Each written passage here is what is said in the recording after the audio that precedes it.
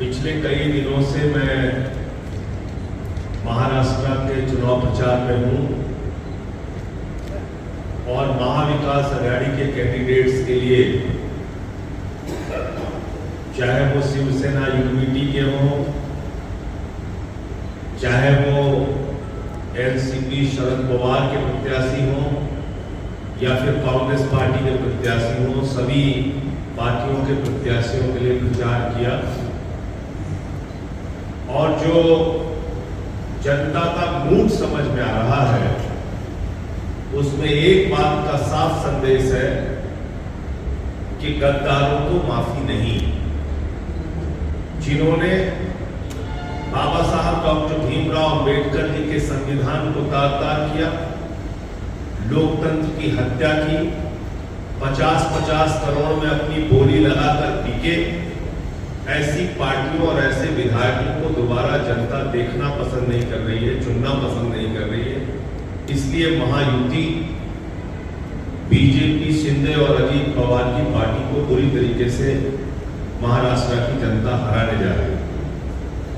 और लोगों का ये भी कहना है कि छत्रपति शिवाजी महाराज का एक ही सबसे बड़ा संदेश है कि गद्दारों को माफी नहीं मिलनी चाहिए।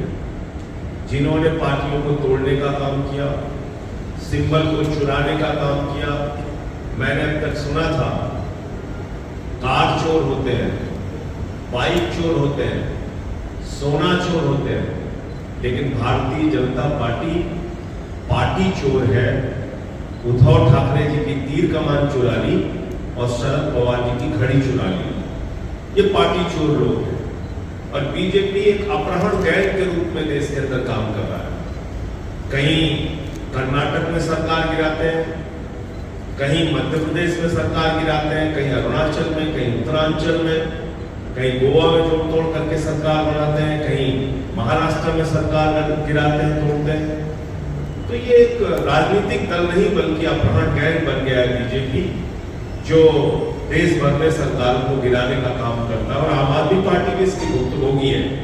अरविंद केजरीवाल जी को जेल में डाला, सिसोदिया जी को जेल में डाला, सत्येंद्र जैन को जेल में डाला, मुझे जेल में डाला, हमारी पार्टी खत्म करने की कोशिश की। तो इसके खिलाफ आम आदमी पार्टी का एक एक कार्यकर्ता महाराष्ट्र में महाविकास आघाड़ी को जिताने के लिए काम करेगा। ये साफ तौर पर हमने अपने कार्यकर्ताओं को संदेश दिया है। जो मुद्दे हैं महाराष्ट्र के, अभी विदर्भ के क्षेत्र में हूं, यहां सोयाबीन की खेती का फसल का दाम नहीं मिल रहा है, संतरे का दाम नहीं मिल रहा है, कपास का दाम नहीं मिल रहा है, किसान आत्महत्या करने के लिए मजबूर है, नौजवान बेरोजगारी के कारण परेशान है, वो आत्महत्या करने के लिए मजबूर है। लेकिन बड़े दुख की बात है कि आज 16 प्रोजेक्ट महाराष्ट्र से चले गए गुजरात और एक शब्द शिंदे और देवेंद्र फडणवीस ने नहीं बोला, एक शब्द अजीत पवार जी के मुंह से नहीं निकला। लगभग 2 लाख करोड़ रुपए का प्रोजेक्ट भारत के प्रधानमंत्री महाराष्ट्र से उठाकर गुजरात लेकर चले गए। इस बात को लेकर लोगों में गुस्सा है। महाराष्ट्र के नौजवानों को रोजगार मिलता, महाराष्ट्र की तरक्की होती अगर वो 2 लाख करोड़ रुपए के प्रोजेक्ट महाराष्ट्र में होते। तो इस बात को लेकर लोगों के मन में नाराजगी है कि आप भारत के प्रधानमंत्री हैं लेकिन महाराष्ट्र के साथ सौतेली मां जैसा व्यवहार भारत के प्रधानमंत्री कर रहे हैं। चुनाव में भारत के प्रधानमंत्री हो या हमारे यूपी के योगी आदित्यनाथ जी हो या फिर फडणवीस जी हो या शिंदे जी हो, ये मुद्दों की बात नहीं करते। कैसे महाराष्ट्र को तरक्की पे ले जाएंगे, कितने स्कूल बनाएंगे, अस्पताल बनाएंगे, इसकी बात नहीं करते। योगी जी कहते हैं बटेंगे तो कटेंगे, प्रधानमंत्री कहते हैं एक है तो सेफ है। मैं मोदी जी से कहना चाहता हूं, आप 10 साल से भारत के प्रधानमंत्री हैं, 22 राज्यों में आपकी सरकार है, गृह मंत्री आपका, रक्षा मंत्री आपका, और 11 साल आपके पूरे होने जा रहे हैं। अब उसके बाद आप कह रहे हैं कि हम एक है तो सेफ है।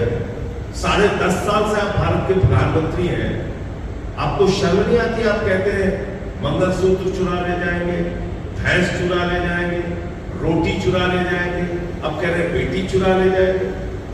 अगर 10.5 साल आपके प्रधानमंत्री रहने के बावजूद हमारी बेटियां सुरक्षित नहीं है, तो आपको प्रधानमंत्री पद से इस्तीफा दे देना चाहिए और गुजरात में जाके घास छीलना चाहिए। आपको देश का प्रधानमंत्री रहने का अधिकार नहीं। कह रहे बटेंगे कटेंगे। मैं महाराष्ट्र की जनता से कहना चाहता हूं, बटोगे तो तुम्हारे सरकारी स्कूल बंद होंगे, बटोगे तो तुम्हारे सरकारी अस्पताल बंद होंगे, बटोगे तो तुमको तुम्हारे फसल का दाम नहीं मिलेगा, बटोगे तो किसान बेरोजगारी की मार झेलेगा, बटोगे तो भारत की सेना को 4 साल में ठेके पे रख दिया जाएगा। इसलिए न बटिए न कटिए, मिलकर बीजेपी को रपटिए, बीजेपी को हराइए। ये संदेश मैं महाराष्ट्र के लोगों को देना चाहता हूँ। आज झारखंड में मैं अमित शाह जी का चुनाव प्रचार सुन रहा था। अभी यहाँ भी आ गए, मुझे पता चला नागपुर उतर गए। अब नागपुर में भी प्रचार करेंगे। क्या कह रहे हैं प्रधान अमित शाह जी? कह रहे हैं हम एक चुन चुन कर बांग्लादेशियों को भारत से भगाएंगे। एक तो बड़े अफसोस की बात है कि बीजेपी वाले हिंदुस्तान का चुनाव पाकिस्तान और बांग्लादेश के नाम पे लड़ते हैं। हिंदुस्तान का चुनाव हो रहा है, लेकिन चर्चा करेंगे पाकिस्तान और बांग्लादेश की। मैं अमित शाह जी से कहना चाहता हूं, तुमने और तुम्हारी पार्टी ने झारखंड के लोगों के साथ गद्दारी की है। तुमने झारखंड की बिजली उठाकर, झारखंड की हजारों करोड़ की बिजली उठा के तुमने बांग्लादेश को दे दिया अडानी के जरिए। तो सबसे बड़ा घुसपैठिया कौन है हिंदुस्तान में? अडानी है, जिसको हजारों करोड़ रुपए का व्यापार, बिजली का धंधा आपने बांग्लादेश के अंदर दे रखा है। उसको निकालो ना हिंदुस्तान से। सबसे बड़ा घुसपैठिया तो उसको बिठा के रखा है तुमने। भारत की बिजली चुरा के, झारखंड की बिजली चुरा के बांग्लादेश को दिया जा रहा है। 10 साल से अमित शाह मोदी की सरकार है। आप सब प्रबुद्ध जन हैं यहाँ पे, पत्रकार। आप बताइए, क्या नागपुर का बॉर्डर लगता है बांग्लादेश से? क्या मुंबई का बॉर्डर लगता है बांग्लादेश से? बॉर्डर पे किसकी सुरक्षा है? अमित शाह की सुरक्षा है। बॉर्डर पे किसकी सुरक्षा है? मोदी की सुरक्षा है। बॉर्डर के राज्यों में किसकी सरकार है? त्रिपुरा में बीजेपी है, आसाम में बीजेपी है। 10 साल के अंदर वहां से बांग्लादेशी आ कैसे गए हिंदुस्तान? कैसे आ गए? और 10 साल से क्या यहाँ पे ट्रंप की सरकार चल रही है? 10 साल से ट्रंप की सरकार चल रही है। 10 साल में अमित शाह 10 नाम आप हमें बताइए कि 10 बांग्लादेशी घुसपैठियों को आपने हिंदुस्तान से बाहर निकाला। आप ड्रामा करते हैं, देश की जनता को मूर्ख समझते हैं। आप राष्ट्रवाद हमें सिखा रहे हैं, आपसे राष्ट्रवाद सीखना है। 50 साल पूरे हुए थे बांग्लादेश की आजादी के। मैं पत्रकार बंधु आपको याद दिलाना चाहता हूं, उन्होंने शरद पवार को नहीं बुलाया, उद्धव ठाकरे को नहीं बुलाया, उन्होंने अरविंद केजरीवाल को नहीं बुलाया, शेख हसीना ने नरेंद्र मोदी को बुलाया। बांग्लादेश की जब आजादी के 50 साल पूरे हुए, और वहां जाके मोदी जी ने क्या कहा? बांग्लादेश के अंदर शेख हसीना के सामने कहा, अरे मैं तो बांग्लादेश की आजादी का योद्धा हूं, मैं तो बांग्लादेश आजाद कराने के लिए जेल गया था। तो तुम्हारे नेता एक तरफ कहेंगे हम बांग्लादेश को आजाद कराने में आजादी के योद्धा हैं, दूसरी तरफ तुमका एक चुनाव आएगा, तेरे बांग्लादेशी घुसपैठिया भगाएंगे। ये सब झूठ और फरेब बोलना बंद करो। बताओ महंगाई कैसे कम होगी देश में? बताओ स्कूल कैसे बनेंगे, अस्पताल कैसे बनेंगे, किसानों का कर्ज कैसे माफ होगा? मुझे बहुत खुशी है कि महाविकास अघाड़ी ने घोषणा की है 3000 रुपए प्रतिमाह महिलाओं को देंगे। शिंदे की नीयत साफ नहीं, वरना 2.5 साल से मुख्यमंत्री थे, पहले ही महीने में 3000 रुपए की घोषणा कर देते। तो अभी ये 1500 रुपए चुनाव के पहले इन्होंने सिर्फ वोट की खातिर घोषित किया है। महाविकास अघाड़ी की सरकार बनेगी, 3000 रुपए प्रतिमाह महिलाओं को देने की घोषणा की गई।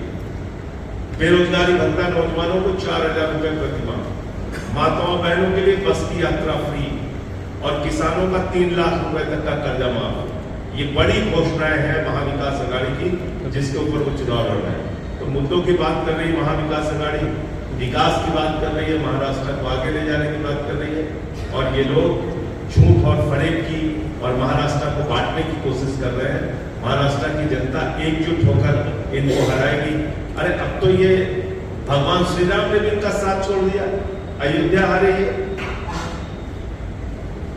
सुल्तानपुर हारे ये, अंबेडकर नगर हारे, प्रतापगढ़ हारे, कौशाम्बी हारे, प्रयागराज हारे, चित्रकूट हारे, सीतापुर हारे, रामपुर हारे, रामटेक हारे, नासिक हारे, रामेश्वरम हारे। पूरा हिंदुस्तान जहां से राम का रिश्ता था सारी सीटों पे हारे। तो अब तो राम ने भी इनका साथ छोड़ दिया, जनता को भी इनका साथ छोड़ देना चाहिए। आज महाराष्ट्र के अंदर जो सबसे बड़ा मुद्दा है वो मुद्दा है भारत के संविधान को बचाने का, महाराष्ट्र को आगे ले जाने का, और सौतेली मां जैसा व्यवहार करके 2 लाख करोड़ रुपए का प्रोजेक्ट नरेंद्र मोदी जो गुजरात लेकर गए हैं, उन बातों का बदला इस चुनाव में महाराष्ट्र की जनता लेगी। आपका कोई प्रश्न हो तो आप पूछ सकते हैं। पार्लियामेंट्री अफेयर्स मिनिस्टर किरण रिजिजू और नागपुर में थे, उन्होंने कहा है कि राहुल गांधी जब एलओपी बने हैं तो जो डिबेट्स में जो स्टैंडर्ड है वो बिल्कुल नीचे गिर गए हैं, अच्छे डिबेट्स नहीं हो गए, ऐसा उन्होंने। देखिए, भाषा की मर्यादा के मामले में भारत के प्रधानमंत्री से निचले स्तर की भाषा कोई नहीं बोलता। सबसे गिरे और निचले स्तर की भाषा अगर कोई इस देश में बोलता है तो भारत के प्रधानमंत्री बोलते हैं। किसने कहा था कांग्रेस के अध्यक्ष को जर्सी का है? मोदी ने। किसने कहा था 50 करोड़ की गर्लफ्रेंड? मोदी ने। किसने मुजरा शब्द का इस्तेमाल अपने चुनावी भाषण में किया था? मोदी ने। तो सदन हो या सड़क, देश में सबसे खराब भाषा का इस्तेमाल अगर कोई करता है तो भारत के प्रधानमंत्री नरेंद्र मोदी करते हैं। और उनसे ट्रेनिंग लेकर योगी हैं, अमित शाह हैं, तमाम छर्रे उनके घूम रहे हैं, वो सब अपना बोलते रहते हैं कुछ ना कुछ। वो कहीं गिरिराज सिंह है, वो सब अपना बोलते रहते हैं। तो बीजेपी की तो ट्रेनिंग ही है कि नफरत की भाषा बोलना।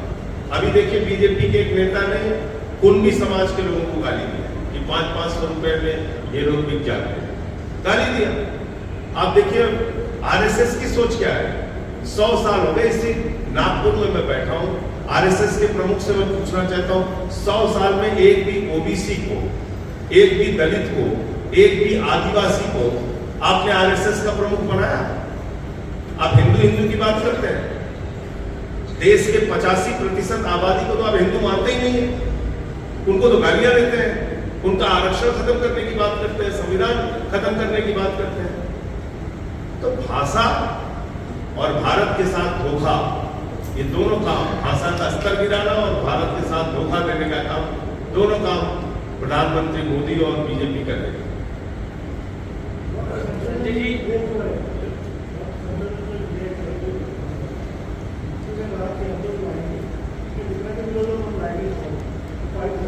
उनके बस का नहीं है ना, अभी जेपीसी के पास है, मैं जेपीसी का मेंबर हूं। तो जब कोई चीज सदन के माध्यम से जेपीसी में चली गई तो उस पर सरकार के किसी भी मंत्री को बोलने का अधिकार भी नहीं। अब जेपीसी की रिपोर्ट के बाद फैसला होगा, लेकिन दुर्भाग्य है कि संसदीय कार्य मंत्री और कानून मंत्री रिजिजू बयान दे रहे हैं बाहर को, पब्लिक को, उनको अधिकार ही नहीं। पार्लियामेंट से बढ़ के थोड़ी है रिजिजू। देश के कानून मंत्री, संसदीय कार्य मंत्री को इतना पता नहीं है। स्पीकर का मैंडेट है, सदन का मैंडेट है, सदन ने हमें जेपीसी बना के दिया है। तो अब इस पे जेपीसी फैसला लेगी, जेपीसी रिपोर्ट देगी। सरकार की औकात नहीं है, मोदी सरकार की, मैं साफ शब्दों में इन्वर्टेड कामा में बोल रहा हूं, मोदी सरकार की औकात नहीं है कि जेपीसी की रिपोर्ट के पहले वो कोई कानून पास कर सके।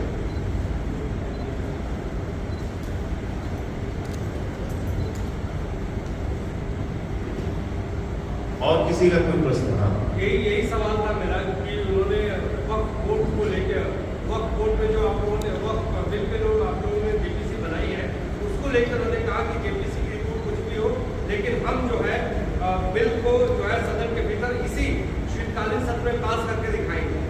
वो कोई यही तो मैं तो कहता हूँ, इनका नाम भारतीय झूठा पार्टी इसलिए तो रखा है। जेपीसी की रिपोर्ट के बगैर कैसे आप कोई कानून पास कर लेंगे? उसमें तो इनके सहयोगी दलों ने भी कहा ना कि जेपीसी बनाओ, उसमें टीडीपी के भी मेंबर हैं, चिराग पासवान जी की पार्टी के भी मेंबर हैं, उसमें नीतीश कुमार जी की भी पार्टी के मेंबर हैं। तो ये तो सरासर झूठ बोलने का काम करते हैं। मैं तो मोदी जी के बारे में कहता हूँ कि गंजे को भी कंगी बेच सकते हो। तो झूठ के चक्कर में नहीं पड़ना चाहिए। अभी जेपीसी में चर्चा हो रही है, 700 पेज की रिपोर्ट का जवाब मिनिस्ट्री ने नहीं दिया है। अगली मीटिंग 21 तारीख को है, तो अभी धीरे धीरे कई सारी मीटिंग्स होनी है। अभी दिल्ली के प्रतिनिधियों को नहीं बुलाया सरकार के, तो वो सारे मुद्दे हैं, उस पर अभी जेपीसी चर्चा करेगी।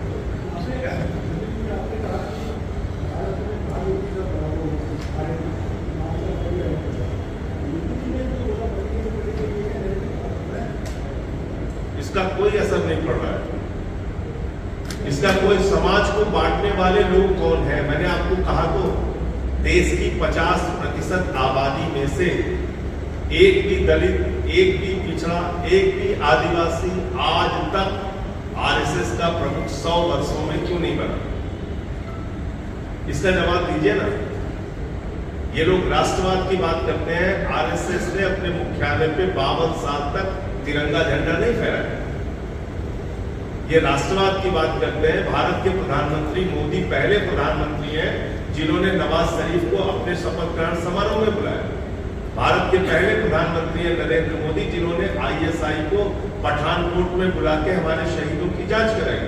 भारत के पहले प्रधानमंत्री हैं नरेंद्र मोदी जो बिना बुलाए नवाज शरीफ के बर्थडे का केक काटने पाकिस्तान चले गए और वहां पर जिंदल को ठेका दिलाया। भारत की पहली पार्टी है बीजेपी जिसका राष्ट्रीय अध्यक्ष रक्षा सौदे में दलाली खाते हुए पकड़ा गया। भारत की पहली पार्टी है बीजेपी जिसके राष्ट्रीय अध्यक्ष जिन्ना की कब्र पे माथा टेकने गए। ये क्या राष्ट्रवाद बताएगा? धन्यवाद।